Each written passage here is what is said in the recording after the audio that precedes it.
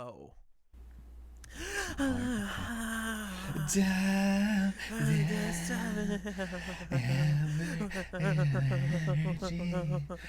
I saw a bird, and then I saw a cat. It was the energy of the sun. We are all little organisms on a living rock. What's up, guys? Welcome to the Earbuds Podcast. This is a shorty. If you can't tell, today we are talking about Animal Collective. All right, we are Time Skiffs. talking about Time Skiffs, and Yep. time felt very long listening to this record. Yeah, I feel like I went through a time skip. Hey, Okay. joke landed. It's not going to be anything different from what you expect from Animal Collective. It's all the wavy synths. It's the layers and layers and layers of instruments. It's got those harmonies that sound like folky, like Beach Boys as well. Super folky, man. Like, there was a lot of of this record that brought me back to like 60s psychedelic rock. Like almost like traditional psychedelic rock in a lot of ways. And a lot of it brought me back to like Fleet Foxes, which you mentioned. Yeah. And like, it's like, oh my God, these are like, the guy even sounds like the singer for Fleet Foxes. It was really trippy. Like it's like we were saying while we were listening to it, like once we got Fleet Foxes in our head, it's like all we could hear. Yep.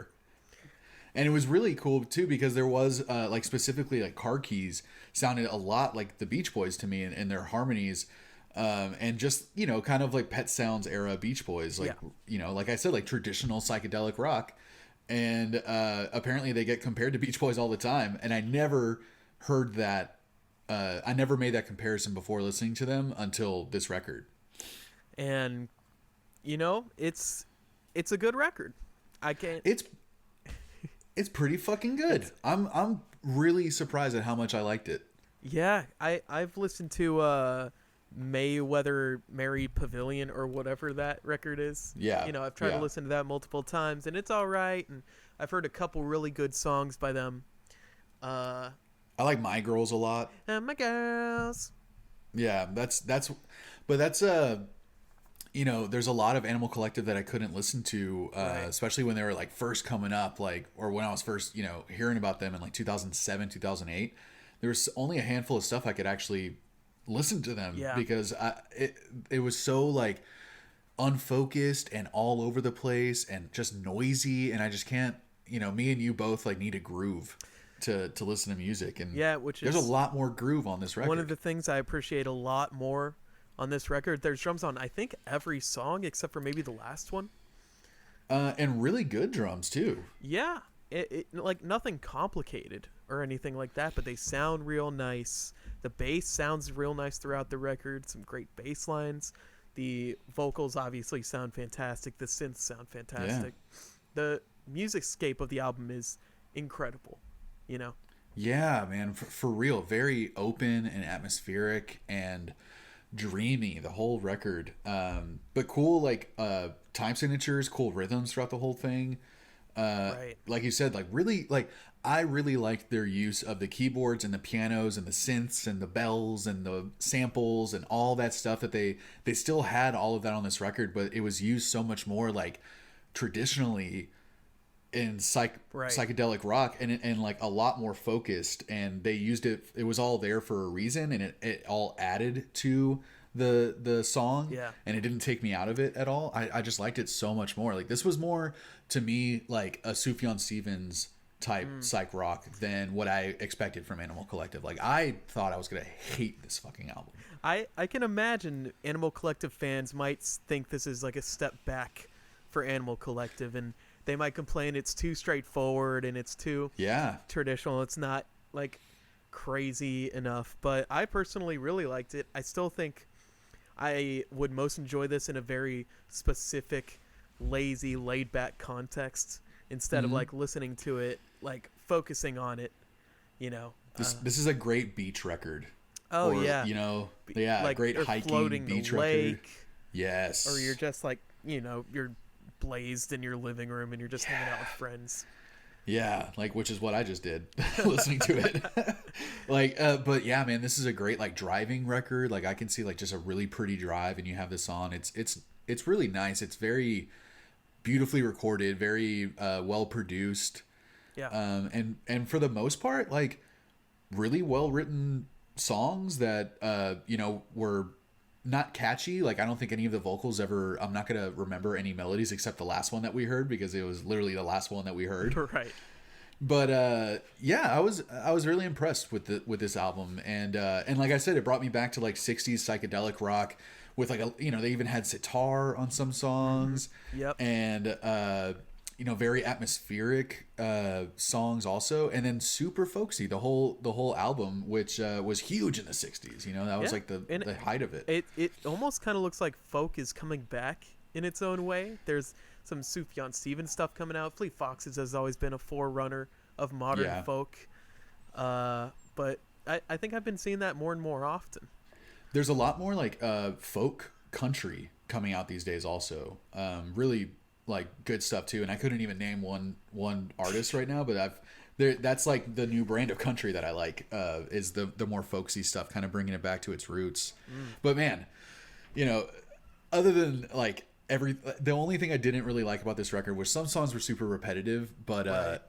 The lyrics are just like the silliest shit I've ever heard. It's incomprehensible to me. It could be really good. It could be like very touching to someone, but it seemed to me, especially on the song like Walker Passerby, that it's probably lyrics that only the singer understands and could ever put a context to. It's not really something someone else can interpret.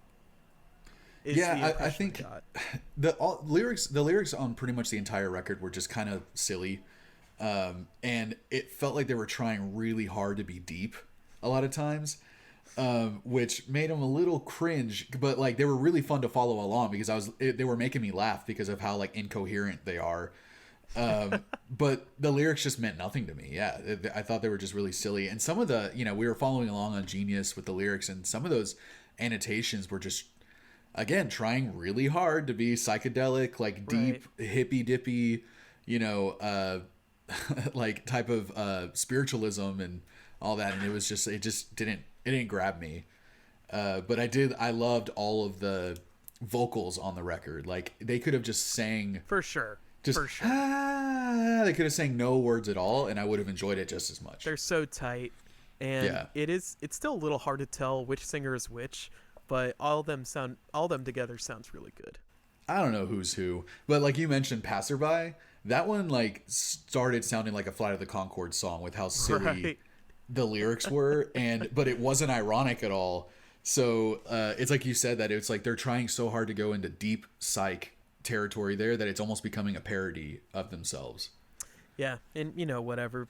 People have different interpretations, but to me, I've never been a fan of that kind of stuff. So whatever. No, it's always a little silly to me.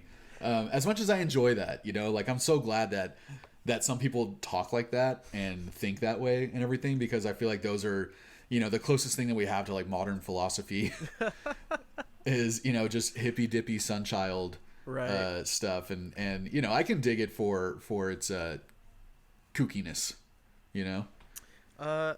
Well, let's get into our choice nugs here. Yeah. Huh? What do you think? My first one I think might be your first one, and it's going to be Prester John. Yeah, that's definitely one of mine, dude. I really, really like that song. Yeah, I love how the vocals sound on that one. It's got that Beach Boys, Fleet Foxes kind of harmony vocals. I love the springy synths. I love that bass line. Great kick tone, like specifically the kick tone. You specifically mentioned the kick. I don't think I would have noticed it because it was so, I don't know, but it sounds nice. It sounds very real, I guess. Yeah, it sounds very real, very organic, and like big. They just allowed this like big sound to come out of the kick on that song. But yeah, man, like you said, like I really like the piano and guitar back and forth once the song kind of kicks in. Yeah. In the first verse, it takes a little bit to build up, but I love that back and forth they were doing. Super Fleet Foxy harmonies and vocals, and yeah, right in the middle there, like you said, the very shimmery synthesizer stuff that they were doing was cool. And yeah, solid bass. Like there was a lot of good bass on this record. Yeah, I thought it was maybe not so stand out, but just a real solid thing you can always go back to if you're like, all right, I'm kind of done listening to these springly synths all over. I'm just gonna kind of focus in on that groove, baby. Yeah, and that, Prester John, they had quite a few songs on this record were like over 5-6 minutes. Oh yeah. And this one is, I think, a little over 6 minutes, but it's one of the only ones that is that length that I don't think lost us ever. Like we weren't like, we were getting sleepy legitimately, like during some songs. But no, this song definitely deserved its length, I think. Mm-hmm.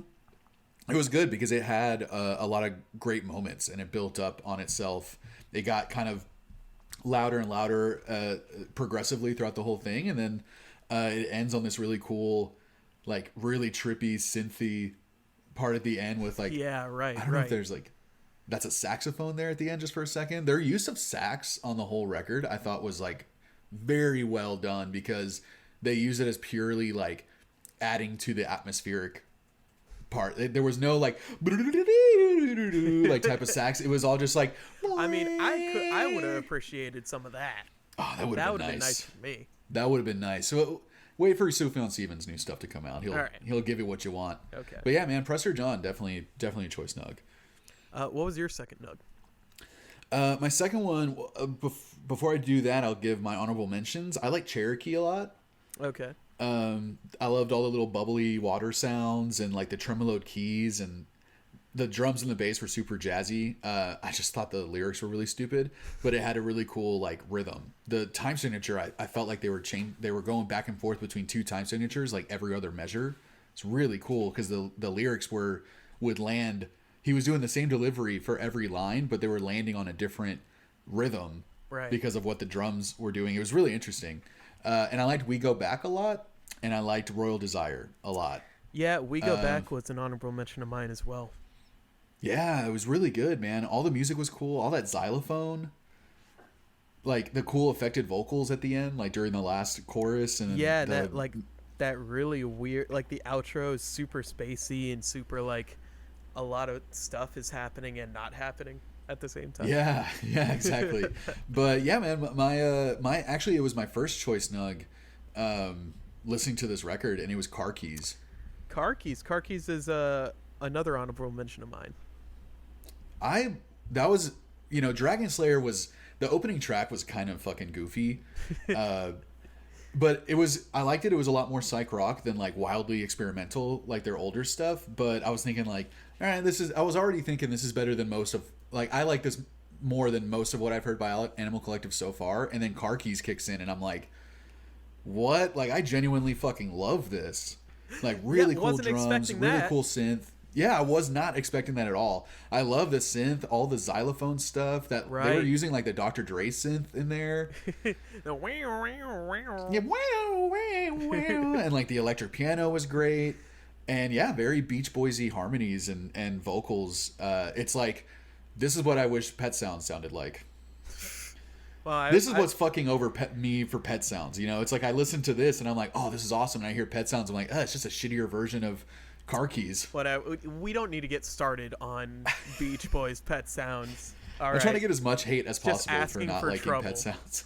But yeah, Car Keys I loved a lot, man. I really like that song. Yeah, honorable mention for me as well. Yeah. So what was your second choice nug? My second choice nug, it was very weird because I didn't want it to be my choice nug. Okay. Because most Animal Collective kind of loses me in the middle of the song. I kind of lose focus, I zone out, and that's usually they used to make me angry, legitimately.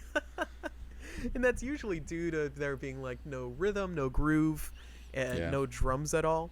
But my second nug is Royal and Desire, the very last song. Interesting. Probably one of the slowest ones on the record. Yeah, and I think it's just because all the other songs were a little more upbeat, a little, more focused, that I was able to appreciate this song a lot more with its being so spacey being very slow, and having a lot of these like kind of tremolo layers in the background. Yes, very like wavy and Yeah. dreamy, and like me and you usually both like a fucking banger for the last, for the closing track of a record. And Right. anytime that I know that we've both experienced it, when it's like something kind of slow and like a traditional closer, we get a little disappointed. But I really liked this as the closer. I thought it was a great send off on the record. I mean, yeah, I think, someone like Billy Talent has to have a banger for a closer, I think. Yeah, for sure. Someone like... And they did not on their last album. They did not. But Yeah. Animal Collective, I expected it, and I liked it, Yeah. Yeah. I think it's... it was very David Gilmour ish for me.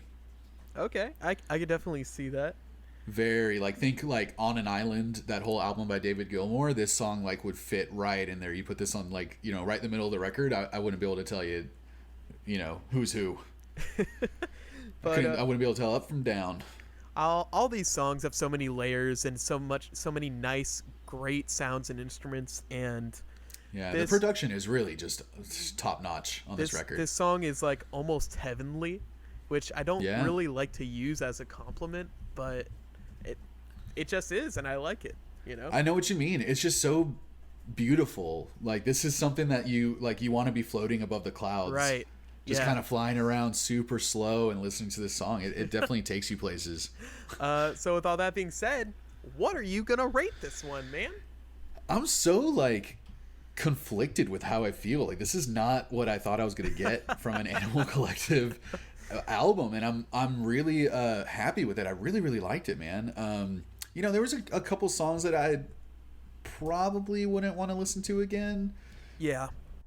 It's and that's just because of just the general like kind of overall vibe of it. Like there's still, in every song, I like the music a lot on pretty much all the songs, but the vocals took me out of it a lot of times. Like in Strung with Everything, the vocals kind of took me out of it. Walker and on Passerby. But I'm really, really impressed with this album, and very surprised. And so I feel like I'm gonna give it, like a lot of these songs are gonna grow on me too, I think. And so I'm gonna give it like a solid like 7.5. Okay. And I think it might go up over time if I listen to these again. I mean, I feel you. I think I'll definitely like this more. I'm never gonna listen to this album in the same context as we just did. No. I'm never just gonna like, oh, what's an album that I could just focus on, and just like tune into, and just like, I'm never gonna do that with this album.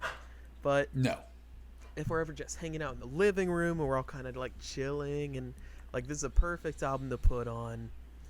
And yeah, like we were saying, like, great beach day record, great like just being outdoors on a beautiful day record. Yeah, and so much beautiful, beautiful music. You can't really argue against that, Vocals are great, harmonies are great, and it's usually not the type of music I listen to at all, and you're the same way, right? So with all that being said, I'm gonna be right around where you are, with like a 7.3 or something. I'm so surprised, dude. I'm so surprised at what we got from this record, and definitely for any of you guys listening or watching, if you like psychedelic rock, if you like Pink Floyd and David Gilmour and Fleet Foxes, if you like folk, you're gonna probably like grab a lot from this record and really enjoy it. And I would recommend this to a lot of people. I can imagine a lot of fans of experimental music will call us basic. They'll probably call us vanilla, because this is not a groundbreaking album. I don't think it's not pushing the boundaries or anything, but it's beautiful, and I don't know, I just enjoy it a lot. It's not simple music though. It's very there's a lot going on, like you said. It's very intricate and layered, and the songwriting is really good, man. And it's getting a in general, great reviews too. So I feel like this is probably going to get them a lot of new fans, this record. Well, all right. Thank you guys for listening to our Shorty. Find us on YouTube, Instagram, EVPcast, Jean-Luc Guitard, Brad Hanrahan. We're anywhere you can find podcasts, baby. The video version of this is on YouTube. Check it out if you want to see our stupid faces. Look at my stupid face. You look at your stupid face. You look like a moo-moo. You look like a baba gulush. Oh, you gabagool. And thank you all for listening. Tell us what you thought of this record. Tell us what you think we should have reviewed instead of this record. Interesting. Yeah, we almost did the new Korn album. Tell us how angry you are at us for not reviewing Korn instead. I am so happy we didn't review Korn. Oh my god. The single they released, it sounds like a fucking Creed song. It does, dude. It sounds like a fake faux metal song from the mid-2000s. I didn't believe you, and then I checked it out earlier, and yeah, you're right. It's pretty bad. It's pretty Creedsy butt rock. The other songs were like, okay, this is Korn, but like there's it. Yeah, I don't know, sketchy. Yeah. Anyway, well, glad we went with Animal Collective, but yeah, let us know what you guys thought. We always want like recommendations too. Like if you guys want us to review a certain record, let us know. And if there's other bands that are kind of like this that you guys are aware of, like please recommend them to me, because I could definitely get into this stuff. Thank you all for listening. See you later. Bye, buddies. Bye.